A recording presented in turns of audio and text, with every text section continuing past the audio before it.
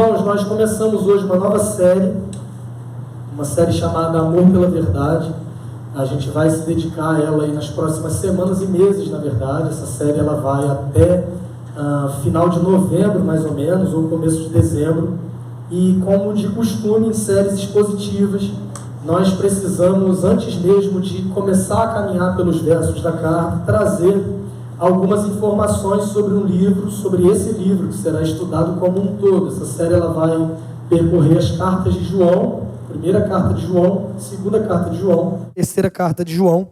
São apenas 7 capítulos. A primeira carta são 5 capítulos, a segunda carta 1 capítulo, a terceira carta 1 capítulo também. Eu te encorajo a ler depois, durante a semana na sua casa. Se você ler um capítulo por dia, você vai ler ao longo da próxima semana. Chegará aqui domingo que vem já sabendo tudo e estando por dentro de tudo que acontece nessas cartas escritas por João. A primeira coisa que a gente precisa saber é o estilo literário. Como eu estou repetindo aqui, é uma carta, então é fundamental que a gente saiba disso, porque nós lemos a Bíblia de um modo diferente. Quando a gente lê, a gente tem as divisões ali de capítulos, versículos e tudo mais, algo que não acontecia no texto original escrito. Era uma carta escrita por João para alguns destinatários. Então, como uma carta, era um texto escrito corrido. A gente tem o costume de separar em capítulos, ler um capítulo num dia, outro capítulo no outro dia, mas por ser uma carta, era lido diretamente para a igreja, desde o começo até o fim. Então, a gente vai perceber alguns temas que estão conectados, e pode ser que a gente fale em uma semana de algo que a gente vai citar lá na frente. Você se recebe um e-mail, por exemplo, carta hoje já não é tão aplicável, mas se você recebe um e-mail, se você for curioso como eu sou, eu tenho certeza que é desse jeito, mas mesmo que você não seja, eu imagino que você recebe um e-mail, você não fala assim, deixa eu ler o primeiro parágrafo aqui, tá bom, amanhã eu vou fechar aqui, eu vou fazer as minhas coisas, e aí amanhã quando eu retornar, eu continuo a ler. Não, o e-mail é exatamente como uma carta, ele era lido do começo até o final, então é importante que a gente saiba disso, que a gente se lembre disso o tempo todo. Outra informação importante, embora não haja uma apresentação pessoal, essa é uma das 2 cartas do Novo Testamento onde não há uma apresentação pessoal do autor. Normalmente as cartas trazem assim, Paulo, apóstolo de Jesus, e aí começa a escrever, Pedro, servo e apóstolo de Jesus, e tantas outras cartas. Todas as outras cartas têm essa apresentação, com exceção da carta aos Hebreus, e com exceção dessa carta, que é a primeira carta de João. Mas ela é tida pelos historiadores, pelos estudiosos e comentaristas bíblicos, como sendo uma carta escrita por João. A primeira carta de João, então, ela foi escrita por João, embora não haja uma apresentação pessoal. Na Bíblia existem alguns nomes, alguns homens com o mesmo nome. Eu não sei o plural de João, se é Joões, mas há alguns homens que se chamam João, fica mais fácil assim para a gente definir, dentre eles João Batista, mas o autor dessa carta é João, discípulo de Jesus. Pedro, Tiago e João no barquinho, lembram? É esse João. João, filho de Zebedeu, irmão de Tiago. É desse João que nós estamos falando. Aquele homem que se refere a ele mesmo, dizendo o discípulo a quem Jesus amava. O mesmo João que escreveu o Evangelho de João, escreveu as cartas de João. E é o mesmo João que escreveu o Apocalipse também. Então nós estamos falando de um mesmo autor que escreveu o Apocalipse, escreveu o seu Evangelho e escreveu essas 3 cartas. Essa primeira carta, de modo muito específico, ela é escrita para igrejas que ele conhecia. E essas igrejas se localizavam, muito provavelmente, numa região conhecida como Ásia Menor, onde fica hoje a região da Turquia. Então eram igrejas recém-plantadas, o evangelho tinha avançado. Sempre que o evangelho avança, uma comunidade de discípulos de Jesus se reúne, uma igreja surge, percebemos isso por todo o Novo Testamento, e João está escrevendo essas cartas para esses irmãos que se localizavam nessa igreja ou nessas igrejas, nesse conjunto de igrejas localizado na Ásia Menor. É muito provável que essa carta tenha sido escrita um pouco antes do exílio de João, porque ele morreu exilado numa ilha chamada Ilha de Patmos. Nessa ilha, ele escreve inclusive o livro do Apocalipse. essa carta muito provavelmente foi escrita antes desse exílio, então João não estava em Pátimos quando ele escreve essa primeira carta de João. É fundamental que a gente saiba essas informações, porque é muito difícil nós pegarmos um trecho bíblico, aplicarmos para a nossa realidade sem entender o que está acontecendo no contexto. É fundamental a gente saber dessas informações, porque um dos objetivos de João ao escrever essa carta é combater alguns falsos ensinos que estão surgindo no meio da igreja cristã já no primeiro século. A igreja cristã como um todo existia há pouco mais de meio século e bem no início da igreja algumas falsas doutrinas já começavam a se infiltrar, como nós percebemos ainda nos dias de hoje. É muito interessante perceber que algumas dessas mesmas doutrinas, tidas como falsas desde o começo da história da igreja, ainda estão presentes ou de modo literal ou embasando alguns falsos ensinos que nós percebemos ainda hoje.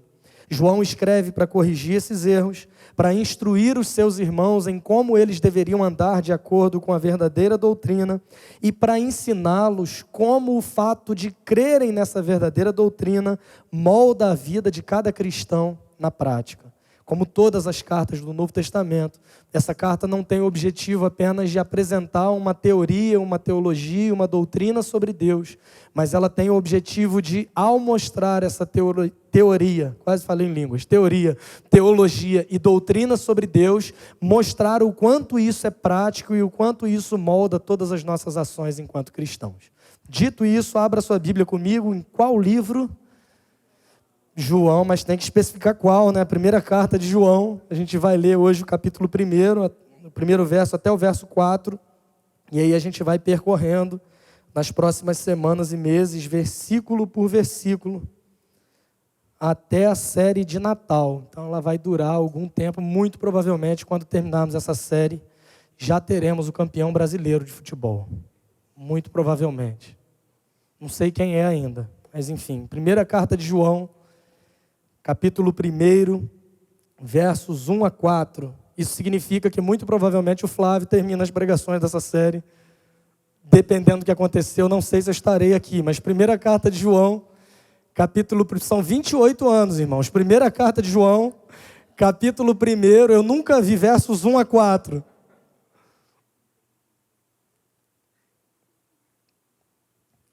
Vamos ler a palavra de Deus, que é o que importa de fato.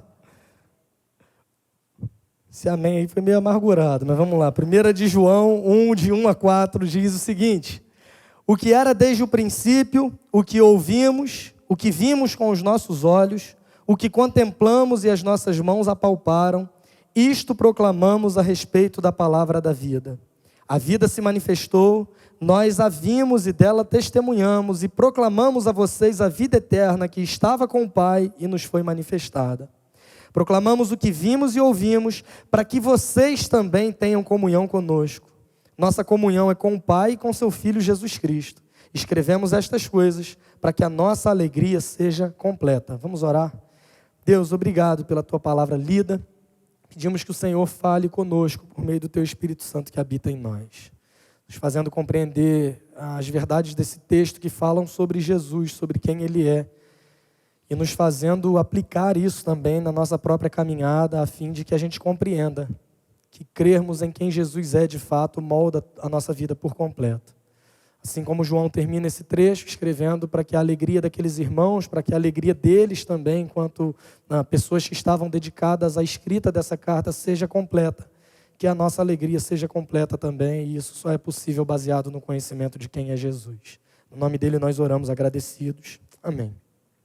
De forma resumida, então, nesses versos que nós acabamos de ler, nós percebemos o seguinte: esse João, ele foi uma testemunha ocular da vida e do ministério de Jesus.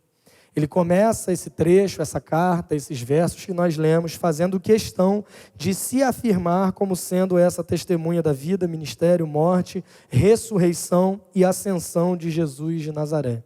Ele era um dos 12 discípulos de Jesus. E dentro do grupo dos 12 havia um grupo ainda menor. Quando Jesus saía em algumas situações para orar no monte, por exemplo, há relatos de que ele convidava 3 dos seus discípulos, que eram normalmente os que estavam mais perto dele, que eram Pedro, Tiago e João. Então nós estamos falando de um homem que presenciou não só o ministério público de Jesus, mas era alguém que em algumas situações era um dos poucos que estavam presentes e ao lado de Jesus. Há situações na vida de Jesus que somente João presencia. Prova disso é você olhar a composição dos 4 evangelhos e perceber que há 3 desses evangelhos, Mateus, Marcos e Lucas, que trazem basicamente as mesmas histórias com estruturas diferentes. Eles são chamados, inclusive, de evangelhos sinóticos, porque eles trazem as mesmas informações. E o evangelho de João é um evangelho que é diferente, inclusive, dos demais evangelhos. Nós estamos falando de um homem que era e fazia questão de se afirmar como sendo uma testemunha ocular de tudo que Jesus havia vivido no seu ministério terreno. Ele começa descrevendo as suas experiências em termos muito vívidos. Ele começa falando que nós o ouvimos, nós o vimos com os nossos olhos, nós o contemplamos, as nossas mãos o apalparam. Ou seja, ele está descrevendo as experiências que ele tinha com Jesus e, ao mesmo tempo, ele está tranquilizando os seus leitores sobre a realidade da existência de Jesus, do seu ministério e também da mensagem do Evangelho. Em seguida, ele faz essa conexão para eles de que o fato de Jesus ter existido nos permite desfrutar agora de um relacionamento com Deus Pai e, como consequência disso, nós desfrutamos de um relacionamento também com o povo de Deus. E o último ponto que ele destaca nesse trecho é que toda essa comunhão deve produzir alegria e essa alegria deve ser completa. Aliás, é essa expressão que João termina esse primeiro trecho, esse trecho de apresentação, dizendo: escrevemos essas coisas para que a nossa alegria seja completa. No contexto da carta, no contexto da cultura do primeiro século, a alegria incompleta seria fruto de um mau entendimento, de um mal entendido sobre a verdadeira natureza de Jesus. A alegria de João, nesse contexto, e a gente já vai entender o porquê disso, mas a alegria dele só se tornaria completa quando os seus leitores compreendessem claramente quem é Jesus. A alegria deles seria completa quando eles, conhecendo claramente quem é Jesus, experimentassem a comunhão com Deus e experimentassem a comunhão com João, com o restante da igreja, com o restante do povo de Deus, com o povo de Cristo. Desde o início da igreja cristã, como eu falei lá no começo, havia falsos ensinos flutuando durante esse tempo, e falsos ensinos no seio da igreja normalmente atacam a verdadeira natureza de Jesus. Desde o começo da era cristã, da igreja cristã, os falsos ensinos que, em certo sentido, ameaçavam a integridade da mensagem que a igreja anuncia, normalmente são dedicados a algum elemento da pessoa de Cristo. Ou a sua divindade, ou a sua humanidade, ou ao seu ministério terreno. E desde o começo a gente vai percebendo esses falsos ensinos ameaçando desviar as pessoas de quem Jesus é de fato e assim tirar delas essa alegria que só pode ser completa e verdadeira quando conhecemos quem é Jesus.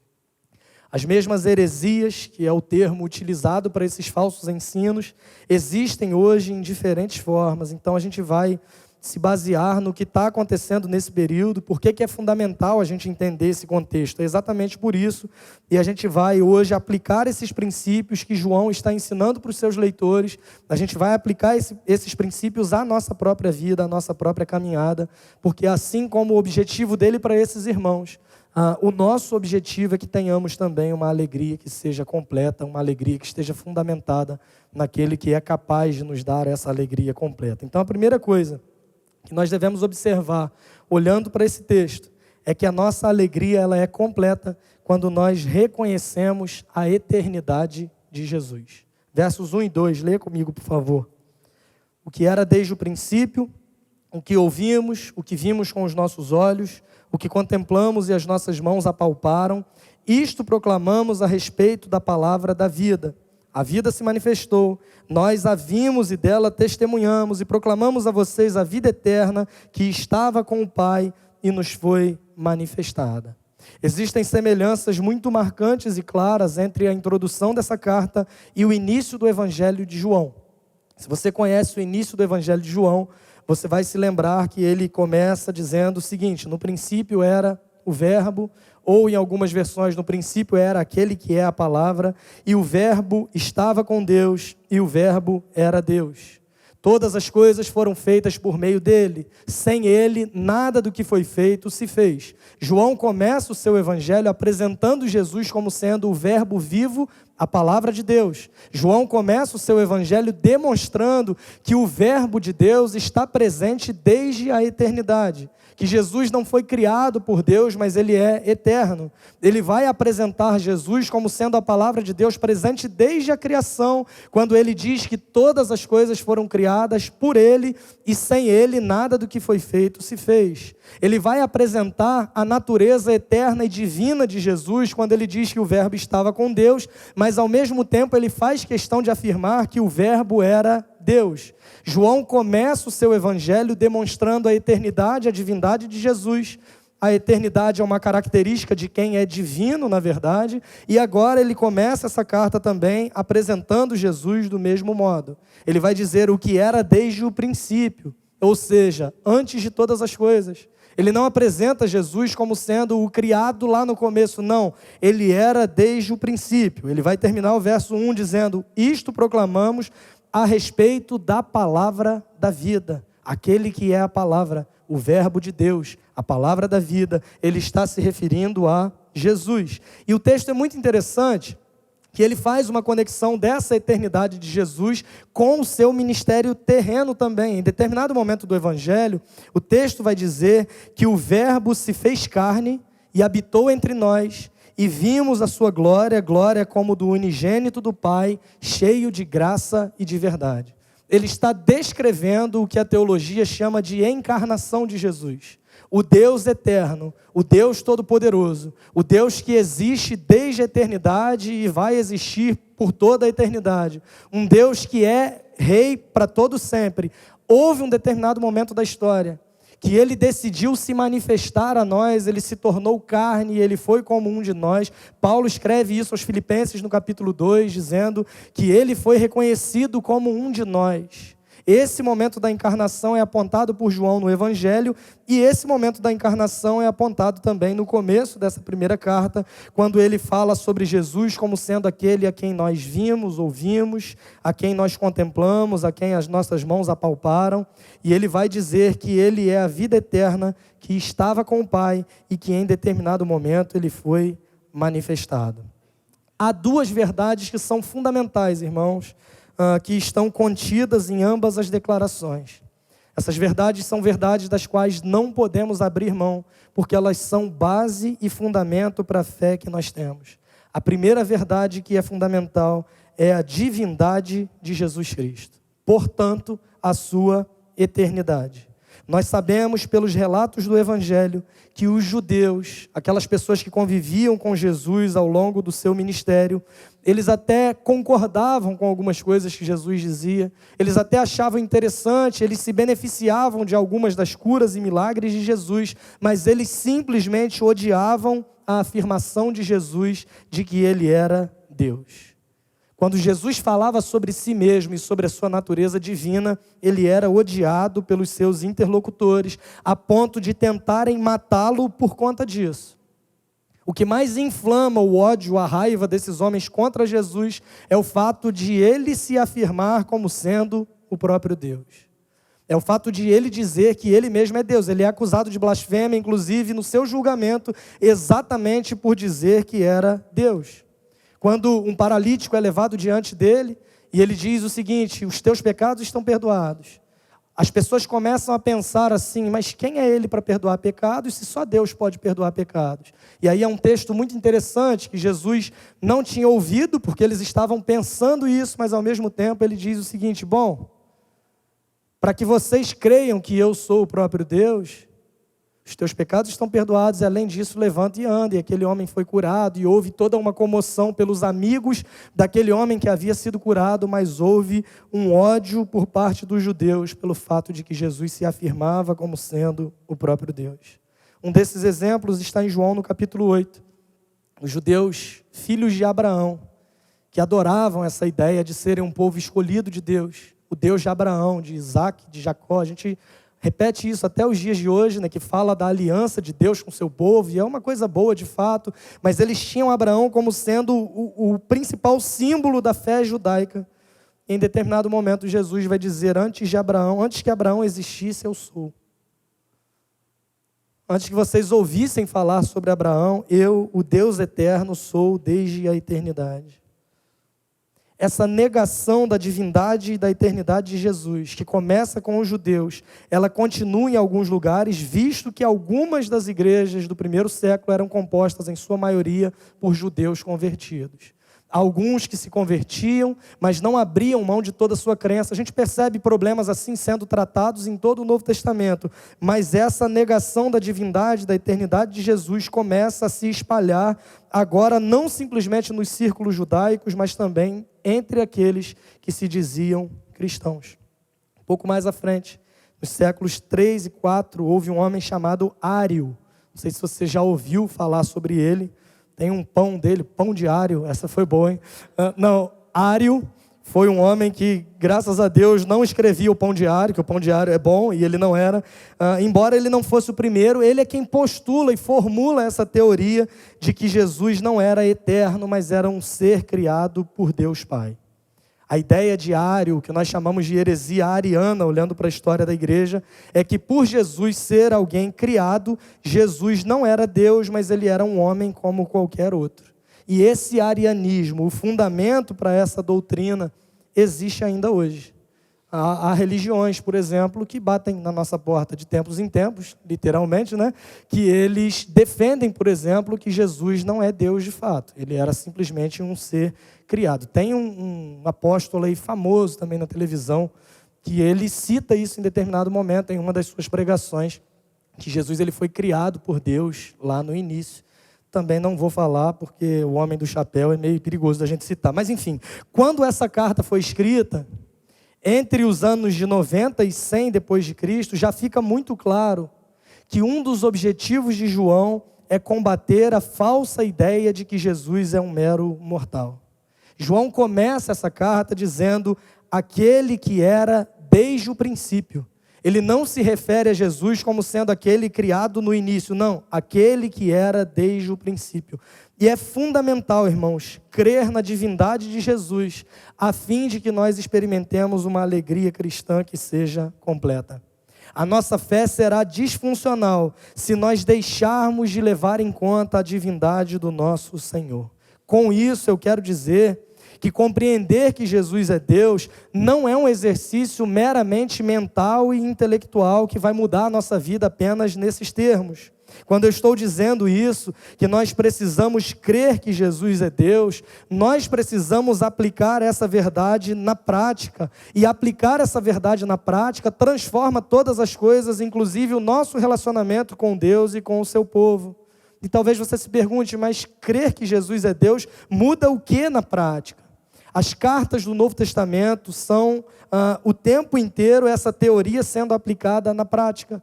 A ideia de João não é apresentar um mero conceito sobre a divindade de Jesus, mas é que esses irmãos percebam que crer que Jesus é Deus é fundamental na caminhada cristã. Nós não adoramos a um mero mortal. Nós não recorremos em oração a um homem mortal como qualquer um de nós.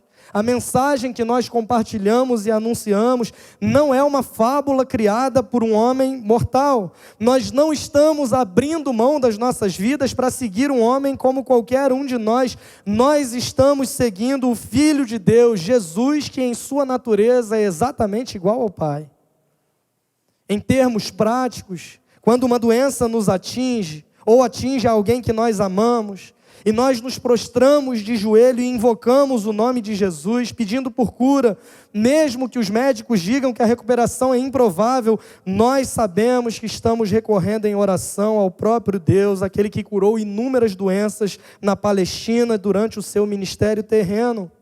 Nós não nos curvamos diante de alguém impotente ou como qualquer um de nós, ou alguém que foi vencido e derrotado pela própria morte. Não, nós clamamos ao Deus que é vivo, todo-poderoso, e isso nos enche de esperança, mesmo que o mundo não veja razão para nós nos sentirmos assim.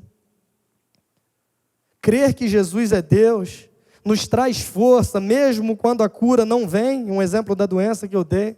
Mesmo quando a morte é aparentemente vitoriosa, nós sabemos que nós servimos ao Filho de Deus, que nos dá a vida eterna, porque Ele mesmo saiu da sua própria sepultura e venceu a morte de uma vez por todas. Nós sabemos que nós servimos ao próprio Deus, que diante da morte de um amigo Ele chora, Ele se mostra triste, mas ao mesmo tempo Ele faz uma afirmação dizendo: eu sou a ressurreição e a vida. Aquele que crê em mim, ainda que esteja morto, viverá. Nós estamos falando de alguém que não é um mero mortal, mas é alguém que venceu a morte com a sua própria vida. E essa esperança, irmãos, deve se traduzir, essa vitória de Jesus deve se traduzir em esperança em todas as áreas das nossas vidas. Sempre que nos deparamos com problemas, dificuldades, angústias e anseios, nós sabemos que esse Cristo a quem as Escrituras apresentam como sendo o próprio Deus, Ele se propõe a ser o nosso refúgio. Ele não é um mero mortal, Ele é o Filho ressurreto do Deus vivo. A segunda verdade destacada nesse trecho, que também é fundamental para nós, é que Jesus ele é totalmente Deus, mas Ele é também totalmente humano. Então, em segundo lugar, nós precisamos observar que a nossa alegria só é completa quando nós entendemos a humanidade de Jesus. Versos 1 e 2. O que era desde o princípio, o que ouvimos, o que vimos com os nossos olhos, o que contemplamos e as nossas mãos apalparam, isto proclamamos a respeito da palavra da vida. A vida se manifestou, nós a vimos, e dela testemunhamos, e proclamamos a vocês a vida eterna que estava com o Pai e que nos foi manifestada. João está dizendo que o Deus eterno, o que era desde o princípio, agora ele foi ouvido, ele foi visto com os próprios olhos, ele foi olhado, observado e tocado com as suas próprias mãos. Essa carta ela foi escrita no final do primeiro século, então assim como João, é provável que algumas pessoas também tivessem vivas ainda no período do ministério terreno de Jesus. João coloca isso no plural, quando ele diz o que ouvimos, o que vimos com os nossos olhos. Ele está novamente combatendo uma heresia que prevalecia na igreja primitiva, que era a ideia de que Jesus apenas parecia humano. Se por um lado há uma heresia chamada arianismo, que vai defender que ele não era Deus, mas ele era um mero mortal. Por outro lado, existe uma falsa doutrina chamada docetismo. E o docetismo era a ideia de que Jesus não possuía um corpo físico, mas ele apenas aparentava ser um humano. Isso é fruto da ideia gnóstica. É fundamental que a gente entenda isso, porque o gnosticismo ele dividia o ser humano em dois. A parte material, que é a parte física, e a parte imaterial, que é a parte que nós não conseguimos ver, que é alma e espírito para alguns, que são coisas distintas, alma ou espírito para outras. Isso aí também, para mim, não é um ponto fundamental, mas o ponto fundamental é que eles enxergavam que a parte material é ruim e a parte imaterial é boa. Ao longo da história, inúmeras práticas assim estranhas que a gente percebe são fruto desse tipo de entendimento. Alguns deles pensavam o seguinte: bom, já que o corpo é ruim, a matéria é má, Deus não vai me castigar por pecados que eu cometa através do meu corpo. Então eles se entregavam a todos os pecados e prazeres da carne. Orgias, bebedices, gula e tantas outras coisas que o Novo Testamento nos orienta a não cedermos a elas. Outro grupo, talvez um pouco mais à frente, e esse pode ser que você já tenha visto, inclusive em filmes, eles praticavam um negócio chamado autoflagelação. Não sei se você já viu as pessoas que pegam chicote e ficam batendo no próprio corpo. Na verdade, essa prática é fruto desse entendimento. Bom, se a matéria é má, eu preciso castigar a minha matéria, eu preciso castigar o meu corpo a fim de obter virtude naquilo que de fato importa. Esses homens acreditavam que o corpo em si é ruim. Logo, se o corpo é mau, a matéria é má, o corpo é ruim, Jesus, sendo o Deus Todo-Poderoso, não poderia realmente ter um corpo físico. Eles defendiam, então, que ele era uma espécie de aparição, que Jesus era quase um fantasma. Mas João está fazendo questão de afirmar que o mesmo Deus que existe desde a eternidade é o mesmo Deus a quem eu ouvi a voz. Eu observei-o andar, falar, comer, beber. Eu o vi quando ele estava na cruz, sangrando, sufocando, chorando de dor. Eu toquei nas suas feridas quando ele apareceu a nós após a sua ressurreição. Não me venha com essa ideia de que Jesus não era um ser humano de verdade, porque ele era. E por isso João começa essa carta fazendo questão de se afirmar como sendo testemunha do ministério e da vida de Jesus. Se por um lado nós precisamos crer que Jesus é Deus para termos uma fé sólida e uma alegria que seja completa, por outro lado nós precisamos crer também na humanidade de Jesus, a fim de que a nossa fé seja construída sobre um fundamento sólido e a fim de que a nossa alegria seja completa. Mas eu entendo que crer que Jesus é Deus muda a minha vida porque eu estou recorrendo a alguém que é Deus Todo-Poderoso. Mas o que a humanidade de Jesus significa para mim hoje? Como essa verdade contribui para a minha própria alegria? E aí nós lemos Hebreus no capítulo 4, verso 15, onde o autor, que nós não sabemos quem foi, mas ele vai dizer o seguinte: pois não temos um sumo sacerdote que não possa compadecer-se das nossas fraquezas, mas sim alguém que, como nós, passou por todo tipo de tentação, porém sem pecado. Se por um lado, meu irmão, minha irmã, a divindade de Cristo significa que Ele é Deus suficiente para lidar com os nossos problemas, as nossas preocupações, os nossos cuidados e o nosso pecado.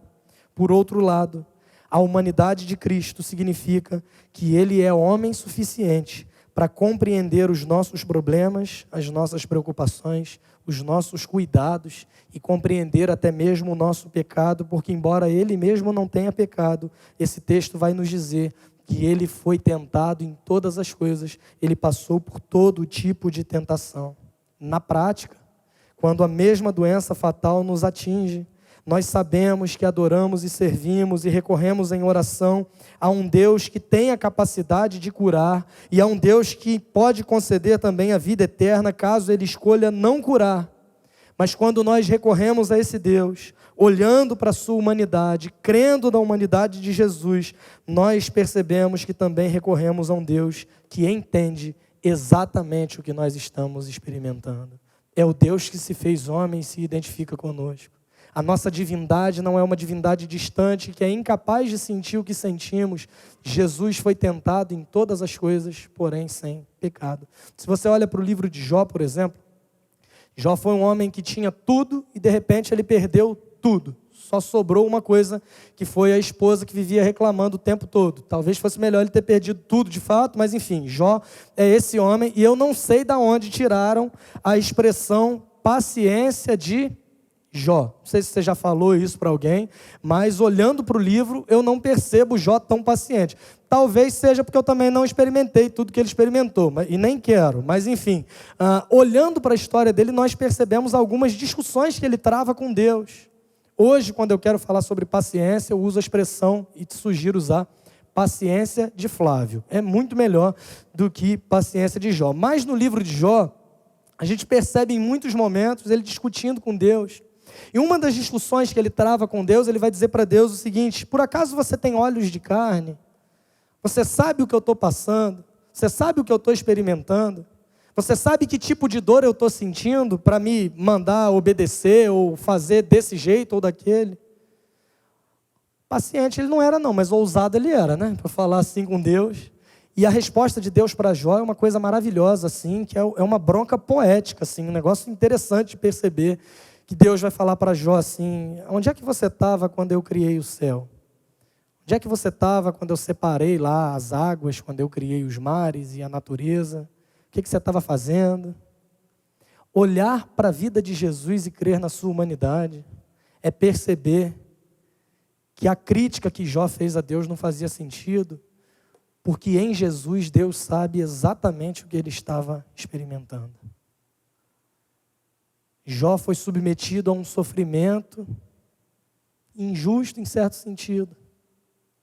Deus em Jesus sabe exatamente o que é um homem bom, o Jó melhor e verdadeiro, um homem bom por excelência, sem pecado algum, ser submetido a um sofrimento totalmente injusto.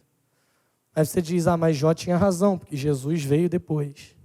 Para nós, no nosso tempo, sim, nós estamos falando de um Deus que é eterno. Pedro vai escrever para os seus leitores dizendo que o Cordeiro de Deus foi imolado desde a fundação do mundo. Nós estamos falando de um Deus que se fez homem, nós estamos falando de um Deus eterno, nós estamos falando de um Deus que é poderoso porque Ele é Deus, mas nós estamos falando de um Deus que se identifica conosco porque Ele também é homem. Outra nuance que precisa ser destacada é a realidade histórica de Jesus Cristo. Em outras palavras, o que João escreve nos comprova que Jesus realmente existiu. A sua história não é uma fábula religiosa bem elaborada, não. Nós temos o testemunho de homens que viveram com Ele e viram Jesus fazendo tudo o que Ele fez. Não foi uma história inventada porque estamos falando de homens que perderam a própria vida por crerem e anunciarem essa mensagem. Os discípulos de Jesus quase todos foram martirizados. É gente crucificada em forma de X, é gente crucificada de cabeça para baixo, é gente tendo a cabeça cortada por uma espada, é gente sendo jogada em caldeirão de óleo fervente, e inúmeras coisas às quais eles foram submetidos. Um grupo de homens se submeteria a esse tipo de tortura e castigo por causa de uma mentira em que eles não acreditavam. Isso não faz o menor sentido. João está dizendo para os seus leitores, Ele é desde o princípio, Ele é Deus. A vida se manifestou, Ele também é homem, e Ele existiu. Essa falsa ideia de que Jesus não existiu ou era um fantasma, isso muda a nossa compreensão, inclusive do sacrifício dele por nós. Porque se Ele não é homem, Ele não sentia dor. Ele estava representando ali na cruz, e se Ele não sentiu dor, isso não custou absolutamente nada para Ele. Nós precisamos crer, irmãos, nessas bases que nos são caras e fundamentais para a nossa fé. Jesus é totalmente Deus, Jesus é totalmente homem. A teologia chama essa doutrina de união hipostática de Jesus. Para que isso serve? Não sei, se você for em algum programa de TV um dia e alguém te perguntar o que é a união hipostática de Jesus, você vai saber responder, mas é fundamental que, sabendo o nome da doutrina ou não, você creia que Jesus é totalmente Deus e Jesus é totalmente humano. Mas o que isso gera em mim? O que isso muda na minha vida? Saber disso? Uma alegria que é completa. E essa alegria completa só é possível quando nós compartilhamos a comunhão de Jesus com o Pai. Leia o verso 3 comigo. Proclamamos o que vimos e ouvimos, para que vocês também tenham comunhão conosco. João está dizendo para os seus leitores que essa comunhão com Jesus não é possível só para quem foi uma testemunha disso, não. Aqueles que tiveram contato com essa mensagem proclamada também podem ter esse tipo de comunhão, e ele continua dizendo, nossa comunhão é com o Pai e com o seu Filho, Jesus Cristo. Porque Jesus é quem Ele é, porque Ele é Deus Filho, porque Ele é homem também, nós podemos ter comunhão com Deus Pai. E aqui entra em cena esse termo comunhão, que é um termo que está presente por toda essa carta. Por que João começa querendo garantir que os seus leitores saibam que Jesus é Deus? Por que ele começa querendo que os seus leitores saibam que Ele é verdadeiramente humano? Pensando em nós, por que é importante que nós saibamos hoje que Cristo é totalmente Deus e totalmente homem? Por que eu preciso me lembrar constantemente dessas verdades? Porque somente crendo no Jesus verdadeiro, que é aquele apresentado nas Escrituras, nós podemos ter essa alegria completa e essa vida eterna que é encontrada nele. Jesus é o que se revela a partir da sua própria palavra. Esse Jesus encontrado nas Escrituras é o substituto perfeito dos pecadores e é o único mediador entre Deus e o homem. As pessoas têm criado falsas ideias sobre Jesus. As pessoas têm criado um Jesus de acordo com o seu próprio gosto. Você já deve ter ouvido algumas afirmações, principalmente diante de temas polêmicos. Jesus jamais faria isso. E se você olhar para a Bíblia, você vai ver que às vezes as pessoas estão dizendo que Jesus jamais faria coisas que Ele fez. Para muita gente, Jesus no imaginário popular é pintado como alguém totalmente permissivo, que deixa que você faça o que você quiser, que é alguém que veio simplesmente para falar de amor. Quer falar de amor? Falar nisso, morreu o MC Marcinho essa semana, né? Que Jesus veio simplesmente para falar de amor, para falar de paz, e não contraria os seus ouvintes em absolutamente nada. Eles se esquecem de um Jesus que falou, por exemplo, que era impossível servir a Deus e ao dinheiro. Eles se esquecem de um Jesus que falou muito mais do inferno do que sobre céu. E tem uma turma dizendo que Jesus jamais vai mandar alguém para o inferno, porque Ele é amor, Ele é paz. Eles se esquecem de um Jesus que entra no templo e quando vê a venda que estavam fazendo da própria fé, derruba todas as coisas, joga a mesa para o alto. Eles se esquecem desse Jesus que tem zelo também pela verdade da palavra de Deus. É fundamental, irmãos, que a gente creia não simplesmente em Jesus. Se você cortar essa parte, você pode me complicar. Mas é fundamental que a gente creia no Jesus que é apresentado nas Escrituras. Eu não posso, o Dodô pregou sobre isso na semana passada, eu não posso crer num Jesus customizado, que é o que muita gente está fazendo. Pegar a vida, a obra, o ministério de Jesus e separar. Essa parte me serve, essa parte não me serve, essa parte eu concordo, essa parte eu discordo. E a gente tem percebido as pessoas fazendo isso o tempo inteiro. Nós precisamos conhecer o Jesus verdadeiro que nos é apresentado por meio das Escrituras. É por causa desse Jesus verdadeiro. É por causa dessa mensagem do Evangelho que flui desse Jesus verdadeiro, é que o nosso relacionamento rompido com Deus pode ser restaurado. Essa comunhão com Deus, conforme dito aqui, é outra forma de se referir à nossa salvação. Antes éramos inimigos de Deus, agora temos comunhão. Antes estávamos separados de Deus, agora somos seus amigos. O que o pecado fez, que foi romper e quebrar esse relacionamento que era perfeito desde os nossos primeiros pais, Jesus reconstrói isso, Ele nos reconcilia com Deus por meio da sua vida perfeita como um homem, como um de nós, tendo vivido de modo, sendo tentado como todos nós, mas vivendo uma vida perfeita. Ele assume a nossa condenação na cruz e sendo homem, Ele sofre dores terríveis de fato por nós. Não era uma imagem na cruz, mas era um homem, o Deus que se faz homem ali no nosso lugar. Ele ressuscita ao terceiro dia, provando o seu poder, provando a sua divindade, e nós somos aceitos por Deus agora, nós temos comunhão com Deus agora, simplesmente porque nós cremos nesse Jesus, a quem as Escrituras revelam como sendo quem Ele é de fato. Um Jesus que me agrada o tempo todo e que fala simplesmente o que eu quero. Na verdade, é um Jesus que eu criei a minha imagem conforme a minha semelhança. Tem uma frase do Tim Keller que diz o seguinte: se o seu Deus nunca discorda de você, então você deve estar adorando uma versão idealizada de si mesmo. Se você tem um Deus que concorda contigo em todas as coisas, é muito provável que esse Deus seja uma projeção que você criou no seu próprio coração e não o Jesus revelado nas Escrituras.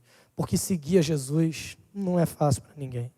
Seguir Jesus não é simples para ninguém. A mensagem dele é uma mensagem que vai de encontro aos nossos pressupostos e principalmente à nossa cultura. Que você creia, que você ame, que você sirva o Jesus que se revela a nós por meio da sua própria palavra e não o Jesus que a gente tenta criar dia após dia de acordo com os nossos sentimentos. Mas e agora? Eu tenho relacionamento com Deus por meio de Jesus. Como eu vivo a partir dessa comunhão? Como que a minha alegria se torna completa? E aí a nossa alegria se torna completa quando nós entramos em comunhão com o corpo de Jesus. Versos 3 e 4. Proclamamos o que vimos e ouvimos para que vocês também tenham comunhão conosco. Nossa comunhão é com o Pai e com seu Filho Jesus Cristo. Escrevemos essas coisas para que a nossa alegria seja completa. João não está apenas mencionando a comunhão deles com o Pai e o Filho, mas ele disse que está escrevendo para que vocês também tenham comunhão conosco. Entrar na família de Deus significa que nós herdamos uma quantidade inumerável de irmãos e irmãs. Nos tornamos filhos de Deus por meio da fé em Jesus. É esse texto de João 1, do Evangelho de João 1, que vai dizer isso. No princípio era o Verbo estava com Deus, o Verbo era Deus e tal. E lá no meio desse texto ele vai dizer: mas a todos quantos o receberam, deu-lhes o poder de serem feitos filhos de Deus, a saber, os que creem em seu nome. É pela fé em Jesus que nós nos tornamos filhos de Deus. E se a história parasse por aí, talvez fosse muito mais fácil para todos nós. Mas o fato de nós crermos que somos adotados por Deus em Jesus, nos insere na família de Deus. E por sermos inseridos na família de Deus, nós nos tornamos agora um entre inumeráveis irmãos e irmãs. E esse relacionamento que nós temos com nossos irmãos e irmãs está diretamente ligado ao entendimento que nós temos, ao relacionamento que nós temos com Deus. Porque se nós fomos adotados e recebidos na família de Deus, eu preciso entender que eu tenho muito mais em comum com todas essas pessoas que creem também em Jesus e se tornam parte da família de Deus. Se o meu relacionamento com Deus e a minha fé em Jesus Cristo é aquilo que eu mais valorizo na vida, é o que é fundamental na minha caminhada, se a minha relação com Deus é o que norteia todas as outras áreas da minha vida, eu tenho mais em comum com pessoas que nasceram em lugares diferentes, que torcem para times diferentes, que votaram em partidos diferentes. Eu tenho muito mais em comum com essas pessoas do que com gente da minha própria família, se essa pessoa não professa Cristo como Senhor. Eu tenho muito mais afinidade porque a base da minha vida não são os meus relacionamentos consanguíneos, por exemplo, os meus laços consanguíneos, não. A base da minha vida é a fé que eu tenho em Jesus Cristo. Parece um discurso duro e que Jesus jamais faria, mas é exatamente o que ele fala quando ele diz: qualquer um que não deixar pai, mãe e tudo mais por minha causa, não é digno do reino de Deus.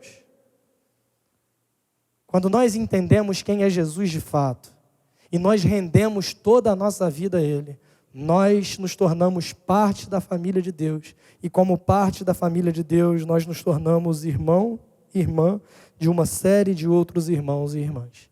E aí você me diz, mas agora complicou, porque ter um relacionamento com Deus é ótimo. Relacionamento com Deus por meio de Jesus Cristo é ótimo. Agora, lidar com outros crentes é um negócio meio complicado. E eu concordo com você, eu sou pastor, inclusive. Imagina só que negócio complicado, né? Não importa o quanto você gosta ou não de pessoas. Tem um colega meu, não dá para ser amigo diante do que ele fala. Ele fala assim: eu sou pastor e amo ser pastor, a única coisa que eu não gosto são as pessoas. Eu falei, é meio sem sentido, mas é tipo um veterinário que não gosta de animal. Não estou comparando o crente com animal não, mas só para vocês entenderem. Mas ele não é de Macaé não, pode ficar tranquilo que... Não importa o quanto você gosta ou não das pessoas, não importa se você é introvertido ou extrovertido. Tem gente que a gente percebe, né, quando acaba o culto, tem gente que vai embora. Eu tenho um irmão que é assim, ele não veio hoje, eu posso falar dele tranquilo. Mas ele falou que na pandemia para ele não mudou nada, que eu pedi às pessoas para não ficarem aqui conversando, para irem embora logo. Ele falou, para mim não mudou nada, eu faço a mesma coisa que eu sempre fiz. Acaba o culto, antes de falar amém, ele já foi. Tem outros que a gente tem que ficar pedindo para ir embora sem pedir, né? Apaga uma luz, aí olha para a cara dele assim, ele nem... Aí pega cappuccino. Eu nunca vi uma pessoa tomar tanto cappuccino igual alguns aqui. Nada contra, assim, é de graça, vai continuar sendo. A gente não vai fazer igual o Brasão, pode ficar tranquilo, mas assim... E a gente vai percebendo que tem gente que gosta de... já vai deixando o celular cair, você já vai percebendo já. Tem gente que gosta de se relacionar, de estar com pessoas, tem gente que não liga muito para isso. Não importa como você é na sua relação com as pessoas, mas se você tem comunhão com Deus Pai, do seu jeito, você deve ter comunhão com o povo de Deus. Não existe a possibilidade de um cristão separado do corpo de Cristo, porque o Evangelho não é um projeto de benefício pessoal e autônomo. Ser filho de Deus te insere na família de Deus e te torna um dentre muitos irmãos. Quer você goste ou não, quer você esteja disposto a admitir ou não, você precisa de outros crentes para o seu próprio crescimento. Por isso que o Novo Testamento está recheado do que nós chamamos de mandamentos de mutualidade. Aconselhai uns aos outros, orai uns pelos outros, suportai uns aos outros, porque a vida cristã autêntica ela é vivida em comunhão, em comunidade. Ser filho de Deus te torna essa pessoa dependente dos irmãos que estão ao seu lado. Vira para a pessoa do lado e canta assim, eu preciso de você. Não, não faz isso não, pelo amor de Deus, mas é exatamente isso. Precisamos uns dos outros a fim de que a nossa alegria seja completa. Ah, mas tem hora que é difícil demais, e eu concordo plenamente com você. Aliás, eu discordo. Eu diria que tem hora que é fácil, porque no geral é difícil e complicado. Felizmente, irmãos, para nós, João, ao longo dessa carta, vai nos dar algumas instruções sobre como nós devemos lidar uns com os outros a partir da relação que temos com Jesus. Não perca as próximas semanas, que a gente vai falar sobre isso, mas por hoje é fundamental que a gente se lembre que Jesus é a base para a comunhão que temos com Deus, que Jesus é a base para a comunhão que temos com as pessoas. Se queremos ter esse relacionamento real com Deus, temos que conhecer o Jesus certo, que é o revelado nas Escrituras, o que é totalmente Deus, o que é totalmente homem, o Deus que se tornou homem se entregou por nós na cruz do Calvário. Temos que ter a eterna palavra da vida que foi manifestada na pessoa de Jesus e através da sua obra. E se quisermos relacionamentos saudáveis com os demais irmãos também, nós precisamos primeiro ter comunhão com Deus. E essa comunhão também só é possível por meio de Jesus. Quero chamar a banda à frente. A sequência dessa carta vai nos mostrar de muitas maneiras como é um verdadeiro relacionamento com Deus. E vai nos mostrar também como esse verdadeiro relacionamento com Deus afeta os nossos relacionamentos com as outras pessoas, tanto dentro quanto fora do corpo de Cristo.